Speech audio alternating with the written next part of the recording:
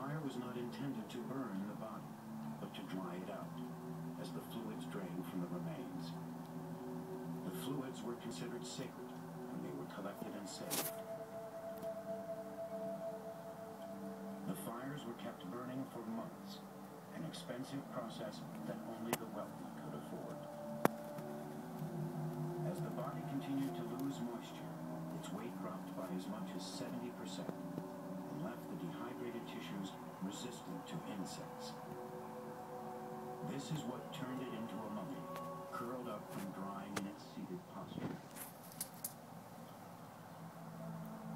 In the 16th century, Catholic missionaries and the Spanish colonial rulers suppressed the old rituals, and the practice began to die out.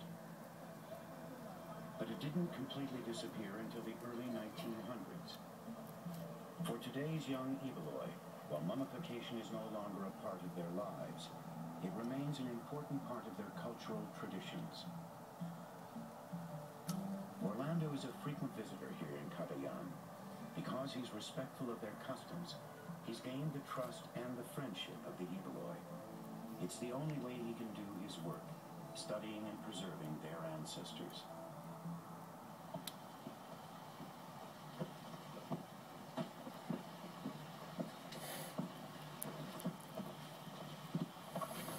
The hills around Cagayan are riddled with small caves and porous rock.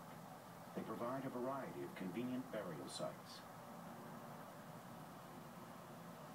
At a place called Tanongchal, a clear mountain stream rushes past a rock outcropping.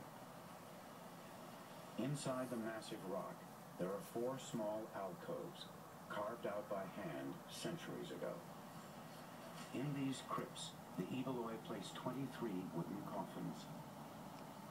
Local officials won't allow Orlando to examine their contents.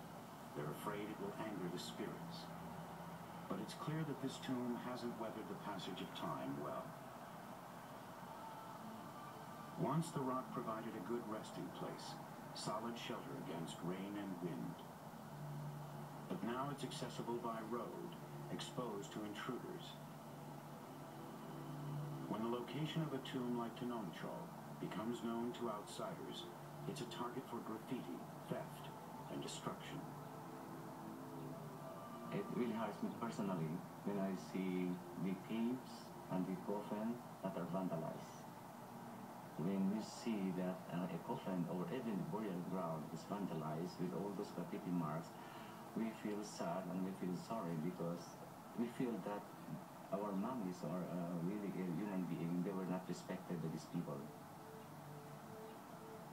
All of the known mummy tombs are officially protected by the Philippine government as national cultural treasures, and the World Monument Fund has provided some money for restoration. But local resources are limited, and it's too late to prevent the damage to tombs like this one.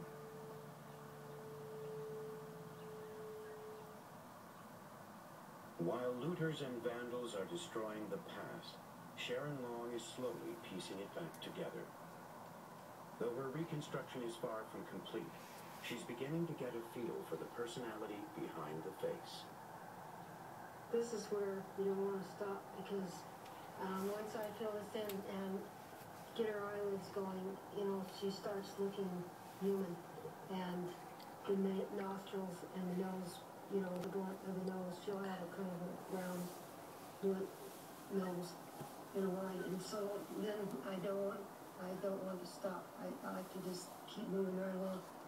And then once I get the ears blocked on and her eyelids in, and she starts looking human, I think, oh, okay, I can rest for a while.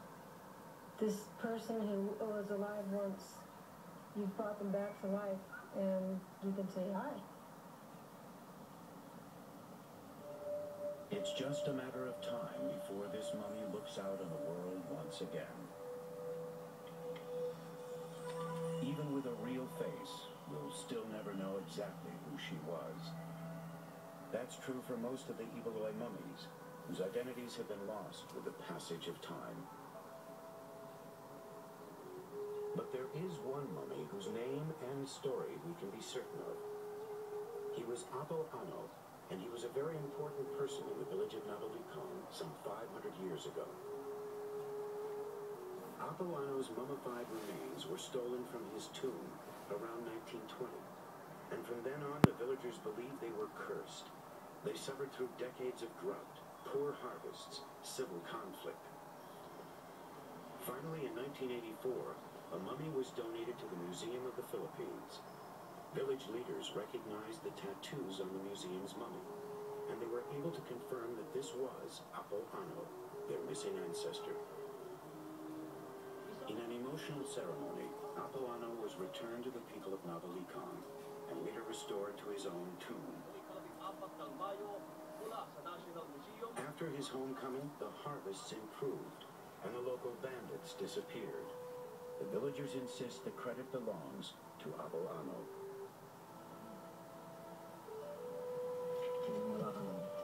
For the Ibaloi, the remains of their ancestors are a link to the past and still a part of their lives today.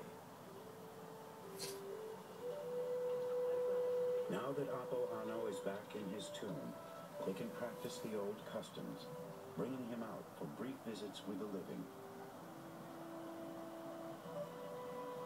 Local villagers come to pay their respects, and the children can learn about their illustrious ancestor.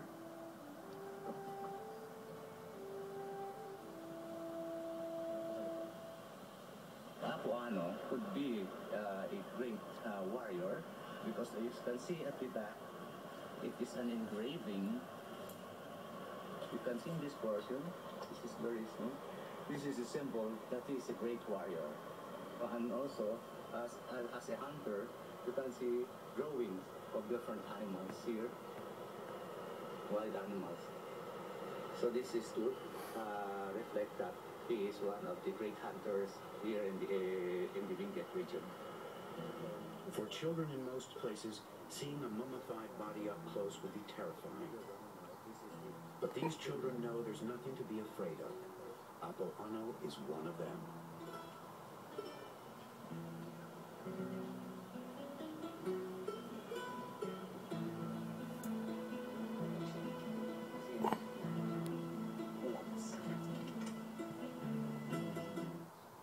A stone city